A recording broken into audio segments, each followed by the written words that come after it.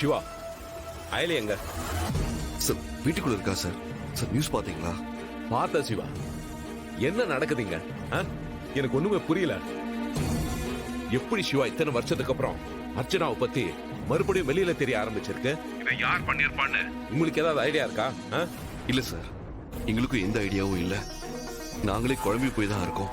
ஏன் சிவா, ஒருவேளை இதெல்லாம் அந்த வர்மாவோட வேலையா இருக்குமோ? சார் அதுக்கு வாய்ப்பே இல்லை சார். அயலியோட அம்மாவை பத்தி இப்படி தப்பான நியூஸ பரப்புறதால அவனுக்கு எந்த யூஸும் இல்லை.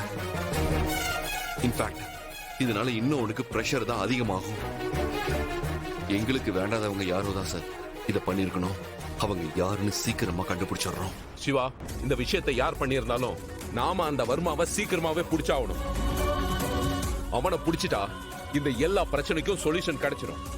அவனை பிடிக்கிறதுனால அர்ச்சனாவோட மானம் மட்டும் இல்ல, நம்ம போலீஸ் டிபார்ட்மெண்டோட மானமும் அதுல தான் இருக்கு. எஸ் சார், வர்மாவை கூடிய சீக்கிரம் பிடிச்சிடலாம் சார். குட் சிவா, நான் அப்புறம் கால் பண்றேன். Okay sir.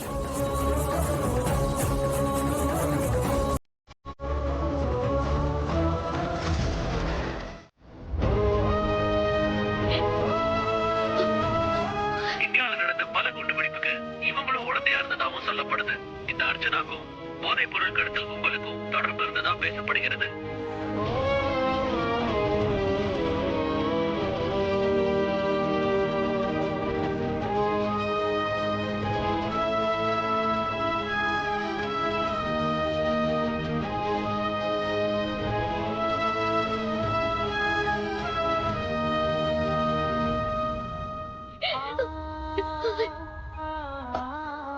அயலி,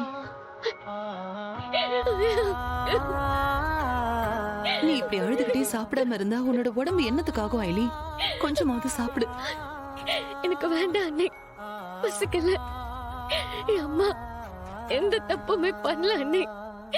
யாரோ தப்பு பண்ணி அவங்க மேல பழிய போட்டுட்டாங்க. அதுல இருந்தே என்னால வெளியில வர முடியல. இப்போ இத்தனை வருஷத்துக்கு அப்புறம் அவங்க மேல இல்லாத பழியெல்லாம் சுமத்தி யார் இது பண்ணாங்கன்னு தெரியல.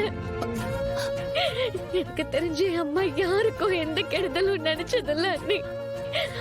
அவங்களுக்கு இறந்ததுக்கு அப்புறமும் இப்படி ஒரு அவமானம் வரணும்? அயலி, நீ கவலைப்படாத அயலி. இதெல்லாம் யாரோட வேலைன்னு கூடிய சீக்கிரமே நான் கண்டுபிடிக்கிறேன். உன் அம்மாவை யாரு நம்பலனாலும் நான் நம்புறேன் அயலி. ஏன்னா எனக்கு உன்னை பத்தி தெரியும். நீ இது நாள் வரைக்கும் யாருக்கும் எந்த கெடுதலும் நினைச்சதே இல்லை. அப்படி இருக்கும்போது உன் அம்மா மட்டும் எப்படி தப்பு பண்ணிருப்பாங்க? பொண்ணு மாதிரி தானே இருப்பாங்க.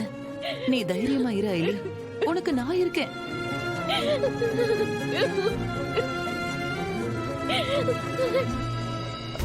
சரி, நான் தான் சொல்றேன்ல, சாப்பிடு. இந்த எனக்கு வேண்டாம் அண்ணே. அயலி, வெறும் வயித்தோட இருக்க கூடாது அயலி. நீ சாப்பிட்டுதான் ஆகணும். வேண்டாம் அண்ணே. ஏய், ஒரு நிமிஷம் இரு. இந்தா சாப்பிடுன்னு சொல்றேன்ல. அண்ணே, சொன்ன கேளு அயலி, சாப்பிடு.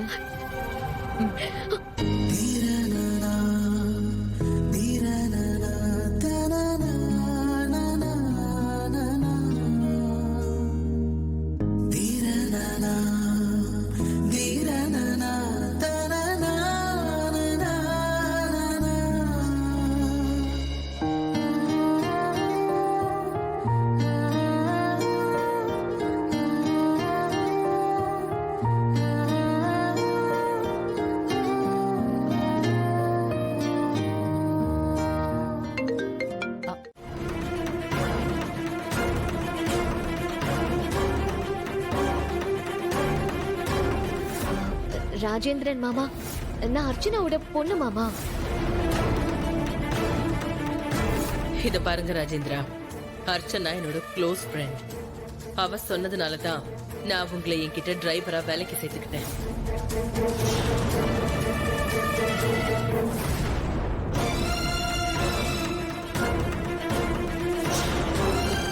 மாமா, என் அம்மா அர்ச்சனா போலீஸ் ஆபீசர். நீங்க அவங்க கிட்ட தானே டிரைவரா இருந்தீங்க. எனக்கு உங்களை தெரியும். நீங்களும் என்கிட்ட பேசிருக்கீங்க. மறந்துட்டீங்களா? இவங்க பேர் அர்ச்சனா. இவங்க இப்ப உயிரோடவே இல்லை. இவங்க இறந்து 20 வருஷத்துக்கு மேல ஆகுது. இவங்க ஒரு போலீஸ். ஆனா அது இவங்க எல்லாரும் நம்ப வைக்கிறதுக்காக போட்ட வேஷம். உண்மையிலே இவங்க ஒரு டபுள் ஏஜென்ட்டா இருந்தாங்க அப்படின்னு சொன்னா உங்களால நம்ப முடியுதா? ஆனா அதான் உண்மை. இந்த அர்ச்சனாவுக்கும் தீவிரவாத இயக்கத்துக்கும் சம்பந்தம் இருந்ததா சொல்லப்படுது. இந்தியாவில் நடந்த பல குண்டு வெடிப்புகளுக்கு இவங்க உடந்தையா இருந்ததா சொல்லப்படுது. இந்த அர்ச்சனாவுக்கும் போதைப் பொருள் கடத்தல் கும்பலுக்கும் தொடர்பு இருப்பதா பேசப்படுகிறது. இதெல்லாம் மறைக்கிறதுக்கு தான் தன்னை ஒரு ஹீரோ மாதிரி ப்ரொஜெக்ட் பண்ணிக்கிட்டு தான் சொல்லப்படுகிறது.